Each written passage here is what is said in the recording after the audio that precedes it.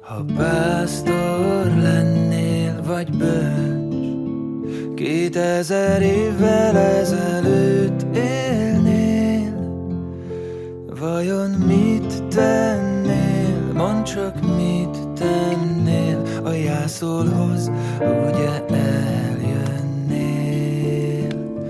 Vajon mit tennél, mondd csak mit tennél, a jászolhoz ugye eljönnél. Tisztelettel és nagyon sok szeretettel köszöntöm kedves nézőinket a Hellós Üveg harmadik, immáron ünnepi adásán, és nagyon nagy szeretettel köszöntöm körünkben dr. Szalai Mária főorvosasszonyt, akivel a karácsonyi ünnepről beszélgettünk egy kicsikét, az ünnepkörről, és ugye tudva lévő, hogy a keresztény világnak ez egyik legfontosabb ünnepe. De talán azt is elmondhatjuk, hogy mindenki egy picikét másként éli meg, és mindenki számára más-más jelenthet a karácsony. Én először azt kérdezem tőled, hogy neked mit jelent a karácsony? Sok szeretettel köszöntöm a kedves nézőket, és az összes gyertyát oda ajándékozom önöknek a 4. vasárnap alkalmából, és meggyújtottuk a hit, remény, öröm mellett a szeretet gyertyáját. Úgyhogy köszönöm a meghívást, nagyon meghatottam, amikor erre sor került, és most itt vagyok, és a kérdésre próbálok válaszolni. Tehát, hogy mit jelent számomra az ünnep, az egy nagyon érdekes kérdés. Gondoltam, hogy ezt a kérdést fel fogja tenni a Jani, úgyhogy készültem. És akkor elkezdtem ezen gondolkodni, arra jutottam, hogy minden életkoromban kicsit mást jelentek, de összességében ugyanazt jelentette, a szeretetet, az Isten szeretetét és az ember szeretetét. És ebben nem volt a gyerekkoromnak a apró kis örömei, várakozás, a titok. Talán akkor voltak inkább jellemző az, hogy titok, hogy jönnek az angyalok, és még elhittük, és akkor hát a maga a karácsony titka önmagába, és az öröm, amikor Isten szeretetének jeleként megkaptuk az ajándékokat. Aztán, ahogy nőttem, és növekedtem, és nőttek a gyerekek is, a gyerekeim már, és növekedtek, ott ugyanezt láttam, a titkot és az örömöt. És azt hiszem, hogy karácsony lényege igazából ez. Mert Jézus tulajdonképpen szinte titokba született meg, hiszen nem sokan tudtak róla, hogy érkezni fog. És az örömöt, amit mindannyiuknak okozott, akik akkor ott voltak. Beleértve a pásztorokat, később a 3 királyokat, és a környezetét. Most mióta viszont már öreg vagyok, azóta... Tiltakozom. Hát igen, régen az öregeket nagyon megbecsülték, és mindig kikérték a tanácsukat. Ez a falvakban is így volt, de nagyon sokan, sőt, Görögországban bölcsek tanács, és egyebek voltak, akik mindenben próbáltak tapasztalatuk alapján valamit levonni ebből a történetből, és ez most nekem úgy jött le, hogy miután ennyi idő eltelt, csak erre tudok centrálni, amit mond Jézus Nikodémusnak, nem is egy barátjának, nem is egy apostolnak, hogy úgy szerette Isten a világot, hogy egyszülött fiát adta, hogy aki benne hisz, el ne vesszen, hanem örökké éljen. Én azt gondolom, hogy ez az egész kereszténységnek a lényege. A hitnek és az Isten és ember szeretetnek. És valahogy ez csapódott le nekem az unokáimon, a gyerekeimen, a munkatársaimon, és az egész életemben. Úgyhogy nekem most egyelőre ezt jelenti a karácsony. Nagyon szépen köszönöm. Egyetértek veled maximálisan egyébként én is, abban a tekintetben, hogy tulajdonképpen, hogyha belegondolunk, Jézus születése is nagyon diszkrét, csendes, titokzatos körülmények között zajlott le, és bár most nem erről van szó, de a feltámadás is hasonlóan diszkrét és csendes körülmények között történt meg. Megjegyzem, ha nincs karácsony, nincs húsvét. És ugye majd az őskeresztények nem is ünnepelték gyakorlatilag a karácsonyt, csak a húsvétot ünnepelték. Hát a húsvét, és ma is, az a kereszténység legnagyobb ünnepe az a húsvét. És ezután jön csak a karácsony. Ugyanis a húsvétnak nagyjából tudjuk, hogy pontosan mikor, hogyan történt. A karácsonynál ugye tudjuk azt, hogy nem ezen a napon született Jézus, ezt tudjuk. De az, hogy megünnepeljük ezt a napot, az megint egy másik dolog, és nagyon fontos dolog, mert összehozza a családokat, kibékíti az ellenségeket, örömet okozunk egymásnak, és dicsőítjük az Istent. Köszönöm szépen. És mit lehet tudni a karácsonynak, mint ünnepnek a születéséről, létrejöveteléről? Tulajdonképpen szerintem miután az ember nem szereti a sötétséget és a hideget. És a sötétségnek az erőit se szereti, de azért azok léteznek. Ugyanúgy a világosság dolga. Ezek többféle vallásban, többféle módon megjelennek, tehát a sötétség és a világosságnak a harca. És a régi időszakban nem volt villany, nem volt cserépkálya, nem volt központi fűtés, és bizony nagyon nehéz volt kivárni a világosságot. És a téli napfordulók mindig okoztak egyfajta enyhülést az embereknek, hiszen tapasztalatból tudták, hogy most már jobb fog lenni, világosabb fog lenni, és egy kicsit az egész világ egy kicsit pozitívabb értelemben fényfele fog fordulni. Igen. És gyakorlatilag ez megjelent a druidáknál, megjelent a régi germán mitoszokba, gyakorlatilag végig az úgynevezett pogány világban, és később aztán ugye a karácsony is úgy került erre az ünnepre, hogy a rómaiak is ünnepelték ezt az időszakot, sőt meg is ajándékozták egymást. Vannak arra utaló adatok, hogy még hajtjukat is ajándékoztak egymásnak, tehát valamit is ajándékot a Szaturnnáliák alkalmával, és a legyőzhetetlen nap ünnepe alkalmából adtak egymásnak. És ugye eltelt több mint 300 év, 400 év a kereszténység deklarálása óta, és akkor gyakorlatilag nem ünnepelték a karácsonyt. Viszont ünnepelték még mindig az úgynevezett pogány rítusokat, mert ez nagyon jó volt, hogy a sötétségtől megszabadulunk, és jön a világosság. És akkor az egyik pápa úgy döntött a 400-as évek elején, hogy akkor legyen azon a napon.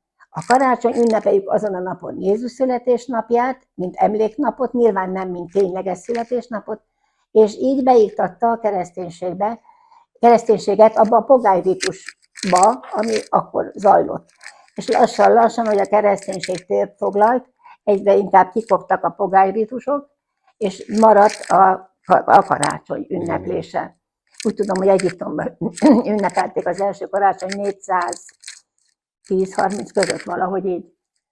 És akkor gyakorlatilag a 400-as évektől mondhatjuk azt, hogy folyamatosan ünnepelik a keresztény világban a karácsonyt, vagy voltak esetleg megszakítások? Vagy... Hát hivatalosan igen, de voltak megszakítások, mikor már a kereszténység jobbra-balra kitért.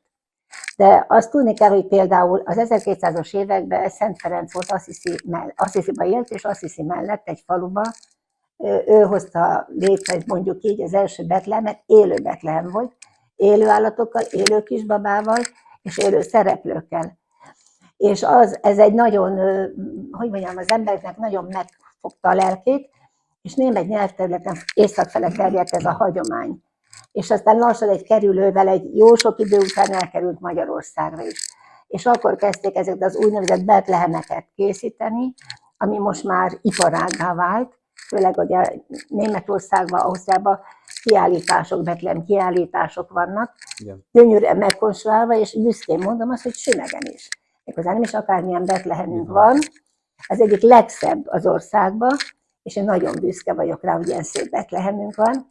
Ugye Vörst ismeri mindenki, vagy a pécsi ferenceseket ismeri mindenki, életnagyságú emberek vannak ott ilyen kifaragva, de ez a sümegi, ez azért annyira megható, annyira bájos, és annyira szép, hogy azt tudom mondani csak, hogy sokan nézzék meg, akik tudják, és akik nem látták feltétlenül.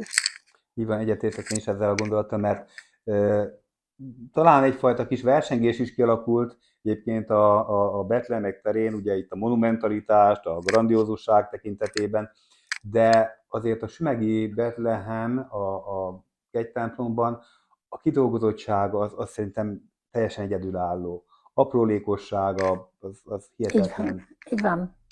Na a kérdés azért arra válaszolok, mert még nem egészen fejeztem be, tehát hogy mikor ünnepelték és mikor nem.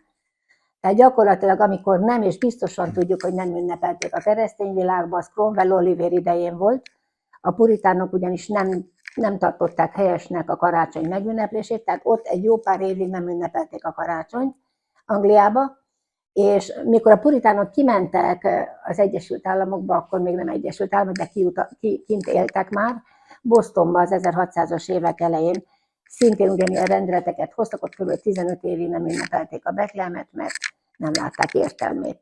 Aztán utána újból visszaállították, és azóta én azt gondolom, hogy töretlen a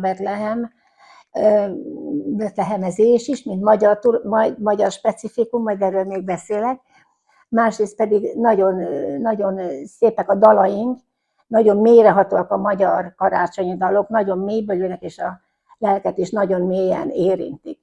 De mindenki ismeri nyilván a szomszédból származó, Ausztriából származó Stilenáktot, ami szintén az egész világon énekel dal, és hát rengeteg szép karácsonyi dal született azóta, amit érdemes emlékezetünkbe is megőrizni, gyerekeinknek is átadni. Mert azt hiszem, ezek fogják emlékeztetni egy kicsit az embereket arra, hogy az ének is milyen fontos. Milyen fontos az ünnepeken énekelni, együtt énekelni, amit nagyon kezdünk elfelejteni. És görcsösen ragaszkodok, most bár én is hozzá nem kell nagyon görcsölnöm, hogy a családommal együtt énekelünk karácsonykor. És hát azért itt még egy pillanatra nekem eszembe jutott az, hogy azért, hogyha jól belegondolunk a kommunizmus időszakában, a kommunizmus éveiben is egyfajta félremagyarázása, vagy interpretálása volt a karácsonynak, ugye a szeretet ünnepe, a fenyő ünnep, tehát hogy a lényegről való elterelés, hogy valamit azért dobunk a népnek, de próbáljuk a lényeget elsikkasztani. Hát ugye kezdődött az, hogy azt mondták, hogy Jézus nem létezett, holott történelmileg minden szempontból bizonyított tény, most már ugye azóta az eszénusok adatait, aktáit, egyebeket feltárták, sok-sok minden dolog utal arra, most ezt nem mondom, hogy történelmi ember volt Jézus, hogy Isten fia volt, az a kereszténység vallása, amit ő bebizonyított, mert én azt gondolom, hogy 11 ember, mindenki meghalt azért, mert tudta, hogy igaz, amit mondott. És én soha nem hagynám magamat megnyúzni, keresztre feszíteni egyebet, ha nem tudnám biztosan, hogy ez a dolog úgy történt, hogy történt, és az fog rám várni, amit ő megígért. Igen, igen. Ennek az ünnepnek is megvan a maga sajátos szimbolikája. Tehát nem véletlenül olyanok a díszek, amilyenek a karácsonyfán, és olyan jelképeket használunk, amilyeneket. Kérdezlek, hogy mi rejtőzik a jelképek mögött? Mindig súlyos dolgok. A jelképek lerövidítenek egy jelentést. Ugye mindenki tudja, hogy most békegalamb, már is gondolunk egy fehér galambra, szájába egy pálmággal, olajfággal, és tudjuk, hogy az mit jelent. Vagy a szívre rágondolunk, rajzolunk egy szívet, akiket szeretünk, unokának, szerelmeseknek, gyerekeknek, tudjuk, hogy milyen ez a szív, és mit jelent. Ugyanígy vannak a gömbök például. A gömbök nagyon fontos részei a karácsonyfa díszítésnek, hát gondolom minden családban rengeteg gömb van a karácsonyfán, ez a teljesség jele.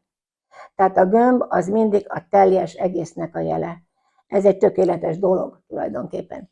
Aztán vannak a girlandok, amik kúsznak fel a fenyőfán. Ezek nagyon sok értelmezés szerint úgy születtek, hogy a kígyónak a legyőzése, tehát hogy a kígyó csavarodik a fán, de nem jut el a céljáig. A karácsonyfának a tetején lévő csillag az a betlehemi csillagot, ami nem csillag volt, de most erről nem beszélünk, majd egyszer máskor, ami vezette a napkeleti mágusokat, akik mágusok voltak, mágus papok voltak, és ugye azért teszik a tetejére, mert vezető, a csillag vezet.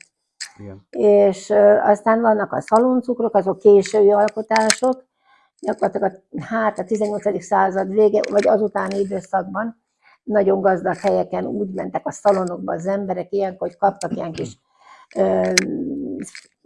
kis papírba csomagolt speciális kis cukorkákat, hát a szegények ezt nem engedhették meg maguknak. Innen ered a szaloncukor, ami az öröm, az édességnek a jele. Hát a gyertyáról nem kell mondanom, hogy a gyertya az örök élet jele, az élet jele, a meleg jele, a biztonság jele, ez a gyertya. És hát van angyalhaj, ugye biztosan sokan régiek is ismerik, még az én nagymamának is volt angyalhaj a karácsonyfáján, ez a titok, a fátyol, ami félig fellebben, félig nem, de sejtelmes, meg aztán igyekeznek azt szokták, hogy itt volt az angyal, és akkor mindenki ezt ugye el is hitte, mert hát ott volt az angyal a haja. Ugye a csillagról beszéltünk már, a gömbökről beszéltünk, a girlandokról beszéltünk, szaroncukorról beszéltünk, mi van még? Talán maga a fa. A fa, az ugye a fa mindig az örökzöld, nem mindig, mert régen a tölgyfákat tartották nagy becsbe, és az úgynevezett pogány kultuszoknál nagyon sokszor a fáknak volt jelentős rész, fő jelentése. És ez maga a biztonság, a zöld, és ugye itt az örökzöld, ezért a fenyő, és a háromszög alaka, az nagyon sokszor úgy magyarázták, hogy a Szent Háromság jele, aminek a kicsúcsosodása végül is hát az Isten. Igen. És hogy mivel örökzöld, ezért nem, ez a tanítás, ez, amit a karácsonyfa átad nekünk, ez nem múlik el. Nem erről, de így van. Az ünnephez számos népi hagyomány is kapcsolódik. Különböző tájegységeken más-más hagyományok, de vannak közös hagyományaik is. Ezekről néhány szót említsünk. Én annyira örülök, hogy a betlehemezés kezd visszatérni. Nagyon sokáig nem volt, hát az úgynevezett szocializmusban egyáltalán nem is lehetett. De például Fekete István abban az időben ír egy kis novellát a betlehemező gyerekekről. Tulajdonképpen a betlehemező gyerekek azok egy kis egyszerű kis Betlehemet vittek, egy kis házikóba, Mária, József, kis Jézus, és elmentek énekelni, és elmondták a történetet, házról házra jártak, persze mindig kaptak ezt-azt. És hát ez a történet különben arról szól, hogy a gyerekek elmennek, és nem elégeznek meg azzal a kis pénzecskével, meg egyébben, amit kapnak, másik faluba is, holott le vannak tiltva róla. És hát olyan vihar keletkezik, hogy majdnem ott maradnak a viharba, és már mindent elvitt a vihar, a kis Jézust már mindenkit elvitt, és akkor elkezdenek hát imádkozni, most történjen valami, és meghallják a falunak a harangját. És így találnak majd haza. De nagyon aranyos ez a kis dolog. Tehát én azt gondolom, hogy emlékezni ezekre a dolgokra, az ünnepekre, általában az ünnepeken mindig valamire, az nagyon fontos. Mert ezek kiemelnek bennünk azokból az élethelyzetekből, amik a taposómalom minden nap. De az ünnep az nem taposómalom. Akkor kicsit megállítjuk az időt. Egyébként, ha jól tudom, folyamatosan ünneplik, illetve betlehemeznek Sümegcsehin. Legalábbis úgy tudom, hogy ott továbbra is él ez a hagyomány, eleven ez a hagyomány, és a mai napig és ami nagyon fontos esemény. Igen. Ami nagyon érdekes, és mindenki megcsinálhatja otthon, az, hogy van egy szép alma, és azt annyifele vágják, ahány családtag ül az asztal körül. És megint a teljesség, és annak a jele, hogy mindenki részesedik abból az egy dologból, amit összetart. És ez az almának a szétvágása. Akkor van olyan, hogy régen az abroszt, ugye a falusi emberek nagyon együtt éltek a természettel. Muszáj volt nekik, de nagyon együtt éltek. Ennek volt nagyon sok pozitív hozadéka, amit sajnos mi belőlünk már kikopott a városi emberekben. Mondjuk ők azt is megcsinálták, hogy leterítették az asztalt, és ez az abrosz volt az, amivel később az első buzaszemeket elvetették, hogy az úgy meg van szentelve, ezt úgy gondolták. Vagy az asztal alá szalmát szórtak, és akkor azt kivitték később az állatokhoz, hogy a szaporulat megfelelő legyen, és ne legyenek betegek. Tehát gyakorlatilag mindig egyfajta védő funkciókat próbáltak ezekkel a hagyományokkal elérni, és hát így éltek sokáig. Igen, és tulajdonképpen ugye a karácsonyfa által, Jézus eljövetel által megszentelődik minden, ami érintkezik azzal. Igen. Emlékszem arra, ugye én a kisgyerek éveimet még Nemeshanyban töltöttem, és akkor még nagyanyám élt, és amikor még ott voltunk, a mama a karácsonyfa alá, tehát a karácsonyfa egy asztalon állt, és a karácsonyfa alá egy ilyen kis fa vékába tett takarmányt, kukoricát, búzát, káposztát, mondván, hogy az a kis Jézus szamarának lesz oda készítve. És ugye kisgyerekként én láttam is, hogy tényleg onnan evett az a szamár, ott volt a nyoma. Igen, ezek nagyon fontosak, és az emberben annyira belerögződnek, úgyhogy én próbálom az unokáimnak is ezeket átadni, a gyerekeim tudják már, és ők is próbálják a gyerekeiknek átadni. És én azt gondolom, hogy ezek fontosak az, hogy az emberségünk megmaradjon, mert nagyon kegyetlen a világ, és nagyon kiöl belőlünk mindent. És főleg a szeretetet próbálja kiölni, ami nagyon-nagyon nem jó, mert minden gyűlölködés és minden rossz, ami adódik, az a szeretetlenségből adódik. És egy kicsit is betartanánk azt, amit Jézus előre mutatott nekünk, hogy mit kéne csinálni, a világ egy csodálatos hely lenne. Nagyon szépen köszönöm neked ezt a beszélgetést, és zárásképpen engedd meg, hogy én egy kis kedves karácsonyi verset felolvassak Tarbai Edétől, aki egyébként nekem a főiskolai tanárom is volt egyúttal, meg mesterem is, ha szabad így mondanom.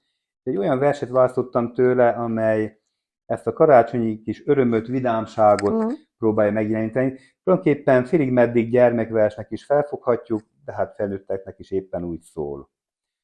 Karácsonyi angyaljáték. Láthatatlan furuján muzsikál két angyal, másik kettő láthatatlan játszik szappanhabbal. Kettő golyót gurigat, kettő meg kártyázik, kettő futkos a réten, szárnyuk bőrigázik. Kettő gumiasztalon felugrál a földig, mert a déli félteke álmait ők őrzik. Kettő rozzant sarogján szekerezik erre, aztán mennek innen-onnan mind-mind Betlehembe. Az angyalok 2x7 együtt bohóckodnak. Kisded, József, Mária tőlük vidámodhat. Rájuk fér. A szalmaágy csöpög a nyiroktól. Gerendák közt, vikon át, téli vihartombol. Nagyon szépen köszönöm. Hát gyönyörűen hoztad azt a örömöt és vígságot, amit az angyalok a kis Jézusnak a betlehemi nyomorúságba hoztak, és én azt kívánom neked is, hogy, és mindannyiunknak, akik itt vagyunk most, a kamerán keresztül, mert a kamera azért kicsit összeköt bennünket, mindig össze is fog kötni bennünket, és remélem, hogy sok jó embert fog összekötni, hogy ez a vidámság mindig megjelenjen, még akkor is, ha egy kicsit a nyomor is ott van hozzá. Mert a reménység az nem múlhat el. És a hit, a remény és a szeretet a 3 sarkalatos erény, amit nagyanyámtól is tanultam, de hát az egyház is ezt tanítja, és ha megszűnik a remény, akkor mindennek vége is van. De nem szűnik meg, mert Szent János apostol mondja, hogy minden megszűnhet, de a szeretet örök, mert Isten a szeretet. És mi az ő fényéből kapjuk azt a szeretetet, amit hordozunk magunkba. És ez az övé. És innentől ez nem szűnhet meg soha. Mindenkinek boldog karácsonyt kívánok, Isten éltessen mindenkit, és mindenki legyen nagyon boldog a fa alatt, legyen sok meghitt perce, érezzék jól magukat, és gondoljanak a kis Jézusra is. Nagyon szépen köszönöm, hogy megtisztelted ünnepi műsorunkat. Áldott karácsonyt kívánok mindenkinek. Minden jót!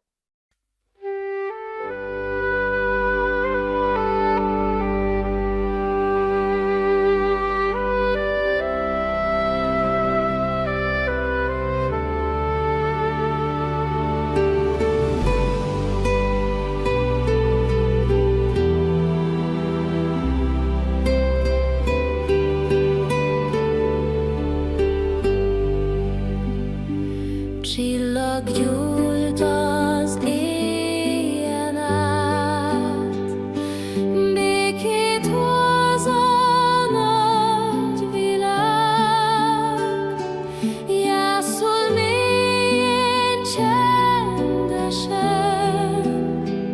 megszületett Istenem. Dicsőség fel az égben, béke legyen a földön, ma született a remény. Jézus a szeretet félje. Pásztor indul, hív a jel, angyal mondja, ne félj el, kisded alszik fény alatt, Isten nézi arcodat. Dicsőség fenn az égben, béke legyen a földön,